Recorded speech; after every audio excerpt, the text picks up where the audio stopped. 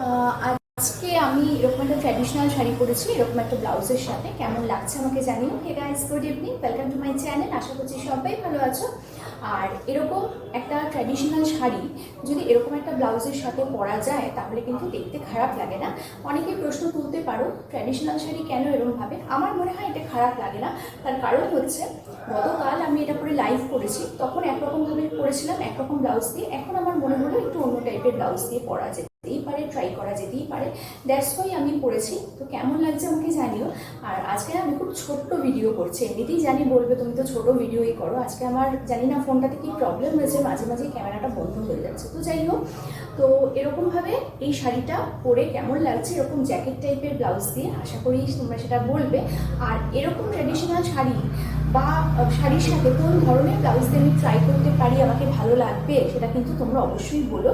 আর যে কোনো ড্রেস পরতে গেলে একটু কনফিডেন্স লাগে, আর ড্রেসটা ক্যারি করার মতো কনফিডেন্স লাগে।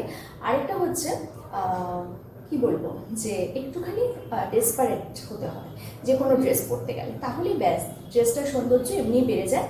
আর সেটা যে খুব দামি ড্রেস হতে হবে এমন কোনো কথা নেই, যে কোনো ড্রেসই এরকমভাবে পরলে কিন্তু সেটা সৌন্দর্য বেরিয়ে যায়। তো কেমন লাগছে আমাকে অবশ্যই জানিও। ভালো লাগে লাইক শেয়ার সাবস্ক্রাইব করতে ভুলো না। কালকে আসবে একটা নতুন ভিডিও নিয়ে, ততক্ষণের জন্য